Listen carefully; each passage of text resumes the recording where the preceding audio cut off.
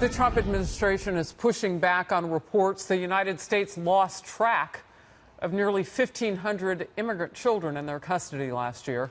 Health and Human Services saying, quote, "These children are not lost. Their sponsors, who were usually parents or family members, simply did not respond or could not be reached when this voluntary call was made." While there are many possible reasons for this, in many cases sponsors cannot be reached because they themselves are illegal aliens and do not want to be reached by federal authorities, end quote. Meanwhile, President Trump is slamming people on the left who mistakenly posted a photograph of young illegals inside cages. The picture was actually taken during the Obama administration in 2014. Here's what the president tweeted. That fact exact. Democrats mistakenly tweet 2014 pictures from Obama's term showing children from the border in steel cages. They thought it was recent pictures in order to make us look bad, but backfires. Dems must agree to wall and new border protection for good of country, bipartisan bill, end quote. I'm joined now by Republican Congressman from California, Jeff Denham. How can the facts be looked upon so differently here? What happened with those 1,500 children? Well, it certainly is a very political issue with plenty of reason for both sides to raise the political flames of a very critical issue. But specifically on the unaccompanied minors, these are minors that have come across our southern border. They do go to similar detention camps like the picture that's been shown several times. But ultimately, they end up with family or friends or relatives back in a community. And as you said, oftentimes it's with other illegal immigrants that do not want to answer a phone or do not want to report, because usually these dates are 1 to 2 years before they have a trial date or before there is actual due process. You know, Congressman Denham, I want to go back to the picture for just a second, because sometimes people tune in and out. And I want to make it very clear that that picture was posted and has since been deleted by some people who call themselves journalists, saying that they didn't check the date and that it was 2014 instead of 2018. But the significance was, if we go back a couple of years, 3, 4 years, this was a time when our borders were so porous, and they still are, but the flow was so heavy of these children. It was like 90,000 at one point, unaccompanied minors. Yeah, they were. I've toured these facilities. They were way overcrowded. But you can see the whole point of releasing this picture is to blame the Trump administration, when this is actually a broken immigration system that was just as broken, if not worse, under the previous administration. It's why we need to have a solution today. You know, and looking at the solution, Democrats want to say, well, Republicans aren't as good-hearted about the issue. And sometimes you on the right side of the aisle get painted as a group that wouldn't want to come to the table on some of the issues. Yet this president, this Republican president, has probably talked about this issue more than any in recent history. Yeah, he has, and the president has talked about it not only from a permanent fix for Dreamers, very compassionately, but also very strongly about a border wall. I mean, I think that we have to do both, as well as fix a number of these other issues that are part of our broken immigration system as well. But, you know, I'm encouraged that he talked about a bipartisan bill. I think ultimately something that comes out of the House in the next few weeks will be very, very bipartisan, and will certainly address those two issues, giving the president exactly what he's asking for on border security, but also having a real permanent fix with a pathway to citizenship for Dreamers. Republicans control the House. Republicans control the Senate, and even when there's a little bit of a tie, the vice president can step in if somebody can't come vote. Why can't you guys get this done? Well, part of the challenge with immigration is there is no timeline. You know, unlike other bills, the FAA bill, the Farm Bill, or appropriations bills, everything expires and you've got a timeline that forces you to bring up a vote. There hasn't been one until this president gave us the March 5th deadline, and as you've seen, Congress blew past that. So we are using something that is part of a parliamentary rule to actually force a debate. And I think that's a good thing, to force a timeline in the House of Representatives so we can get a bipartisan solution, push it over to the Senate, and actually get it signed into law. What do you think about first addressing blocking the flow of people into this country. You know, you bring up the word wall or wall system, which is what the president calls it, because in some places you can't put a wall, so you're going to fortify with more people from the Border Patrol. You're going to staff up, if you will. But when you bring up that word, what is the reaction on the Hill? Because, again, Republicans control both chambers right now. Yeah, again, when you talk about a wall, that is usually something that the left is trying to use to just attack this president.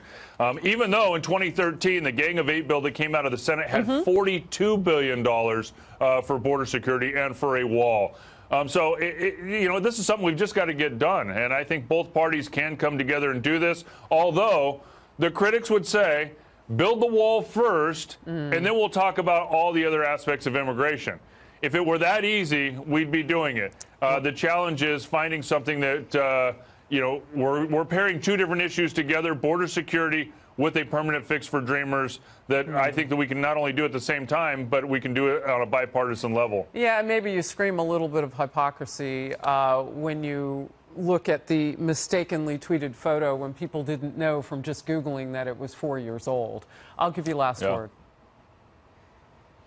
Well, you know, it's difficult on a political year coming up in November to get something done. I think that this would have been better to handle last year or last decade, but I think we've got a real opportunity to come together in the coming weeks, doing something bipartisan, and just take this issue off the table. Well, look, you're in a state of California where it is a constant conversation, I would imagine. I appreciate your time, Congressman Denham. Thank you very much.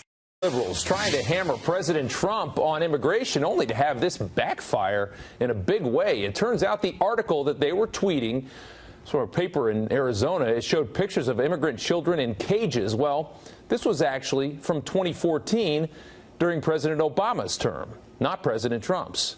They quickly deleted those tweets, their mistakes.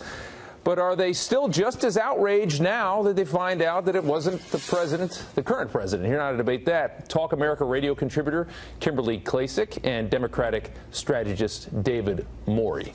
Guys, thanks so much for coming on this morning. Good morning. David, I want to start with you. This article now is 4 years old. I don't remember a lot of outrage when this article came out at the time, and these tweets have since been deleted. How do you defend that? Well, I think that it sounds like they were wrong. They should say they were wrong. Yeah. This issue, Rob, you know, is one of many administrations. The Bush administration, the Obama administration brought illegal immigration down substantially. So has the Trump administration. It's kicked back up. This is about polarization more than policy, and it divides ourselves one part against another. It ignites one extreme against another. And we see that the blame, I'm saying, is everywhere. Multiple administrations, Congress, the White House, Democrats, Republicans. And if we merely abrogate to the states and the courts, Rob, we're not going to necessarily like the solution that happens. The administration may not like the solution that happens, and it'll continue to ignite ourselves. We need a bipartisan bill after these midterms. Okay, and yeah, there's a lot to talk about in the immigration debate. Kimberly, I want to go over to you. When this article came out, do you recall anybody being outraged at these pictures? Do you remember a big backlash? It seems, though, that maybe this was what they call selective outrage, because the president, the current president, is responsible. People got mad, and maybe now they're not. Yeah, no, I never even heard of this article until it came out recently, falsely. So unfortunately, we live in a time where the climate is that we're going to smear President Trump and his administration at all costs. So you have liberals and anti-Trumpers doing whatever they can, even inadvertently ruling out their ounce of credibility just to take him down. Sean King, for him to post this photo from 2014, this should end his career. He, not long ago, I would say probably a month ago, posted about a Texas police officer allegedly sexually harassing and raping a woman as he apprehended her. It turned out that that was false, and luckily they had body cams to prove that. So I asked, in 2014, why wasn't President Obama held accountable for these photos? In 2010, President Obama had all three branches of government. He could have done something about DACA and immigration, and he decided not to. And I have to point out, many Democrats decided to vote against the issues as well. David, over to you. I want to show you this response tweet after Linda Sarsour, who's a very polarizing figure in this country in the first place. She deleted the initial tweet from Sunday, and then she posted this. No amnesia here. Our immigration system is a disaster and was a disaster long before Trump came along. Now it will become increasingly worse under this white supremacist administration who have made their hatred for immigrants crystal clear. Is that a fair response in your opinion? No, of course not. I mean, it's back to my first point. This is political extremism, polarization, one side against another. I mean, in fairness, Kimberly, you know, the Trump administration is not just the only people getting smeared. They're doing a little bit of smearing themselves. This has become a political issue. The president's gone hard to his base. He's over-serving his base, probably more than any president in history. And that's solidifying the base, but it's not necessarily solving the problem. I'd love to see, after these bloody midterms, Rob, a bill that has names on it like McCain and Graham, a bipartisan bill that gets to a solution as opposed to everyone accusing everyone else of all kinds of smears. Working between the aisle. Remember those days? How novel that was. Long time ago. Hey, Kimberly, I want to ask you real quick. Is this a clear picture of how polarized we've become, that it almost seems like people are only angry when something is done by somebody from the other team? When their guy does it, they don't really care?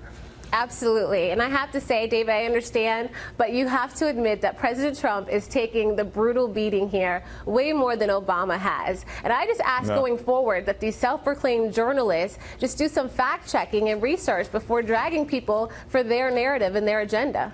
Lots of beating going on here. Yeah. Guys, thank you so much for coming on. That was a great discussion on this topic. We appreciate it.